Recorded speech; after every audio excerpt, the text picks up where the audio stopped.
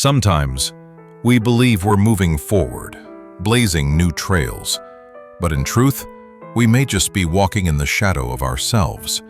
And it isn't until everything slows down that we finally realize it's not just who is listening to us, it's also whether we ever listen to anyone.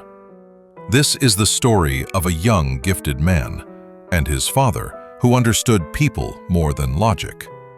A lesson not learned through reason, but in silence. Back in 1986, in a small town in Ohio, there was a modest auto shop called Harris & Son Auto Repair. Nestled beside a local gas station, the shop had nothing flashy about it. The wooden sign above the porch was faded, worn with time. But in that area, everyone knew, if your car was acting up, whether old or new, this was the place to go. Mr. Harris, the owner, was in his 50s. He'd been fixing cars for nearly 40 years, living a comfortable but humble life. He had a home, drove a newer model vehicle, and had a solid savings account. Yet he still drove an old Chevy he'd bought when he was struggling. He still wore his grease-stained mechanic's coveralls every day.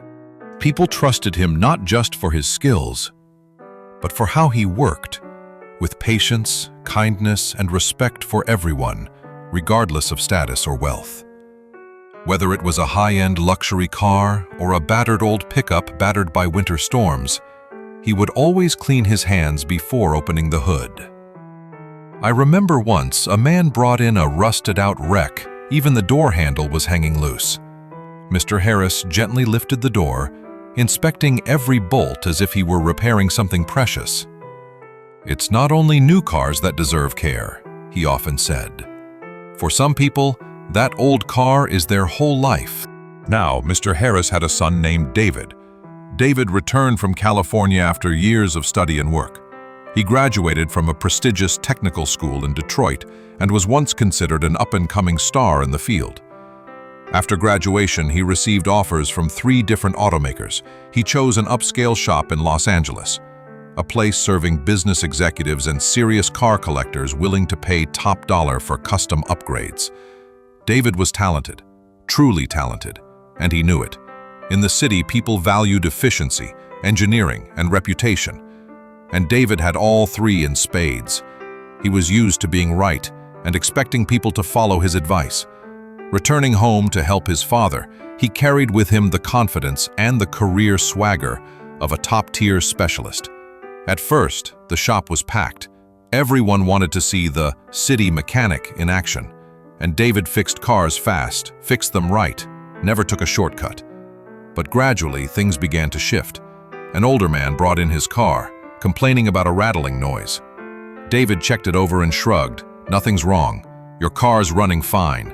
That noise is within normal limits." An elderly lady asked if she could reuse an old starter because her medication costs had gone up. David frowned. "You can do what you want, but I only work to factory standards." Not long after, customers began coming back to Mr. Harris. Same garage, same smell of motor oil, same rickety metal chairs. But they sought out the man who never seemed too busy to listen, who never complained about a scratched door, who never refused to clean his hands before touching the steering wheel. One afternoon, David sat alone in the shop. The door was open. The setting sun streamed through a dusty window. A slow song played on the radio, the drums heavy, as if time itself had slowed. He looked outside and saw his father talking to a middle-aged man beside a beat-up old station wagon. Mr. Harris didn't seem in a hurry. He rested his hand on the hood, nodded, and said something too soft for David to hear. A few minutes later, his father came inside carrying 2 cold Cokes. "Business seems slower for you these days," he said softly. David shrugged with a half-smile. "I'm better, Dad. You know that. Yet people still choose you." His father didn't rush to reply. He placed the Coke on the table and sat down. "You know, son, you've worked on some high-end cars, ones that come from garages of their own. But sometimes, the folks with only one old car treat it the most carefully, because that car is often the last thing they can truly trust." He opened a drawer and pulled out an old invoice. "This one customer came in 3 times.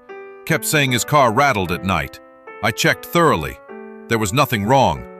But the last time, he said, "I think the sound I hear is because I don't want to go home anymore."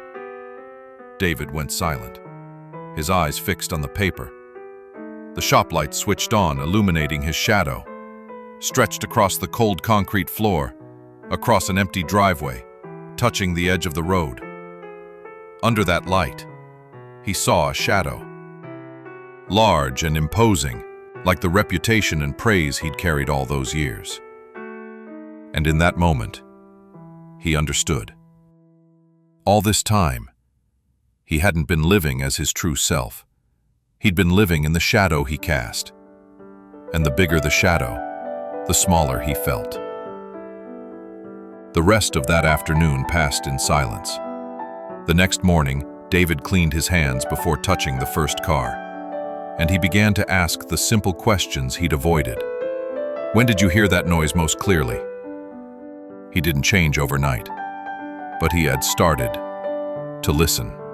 Skill may make you stand out, but it is humility that makes people remember you. An old car, a fading trust.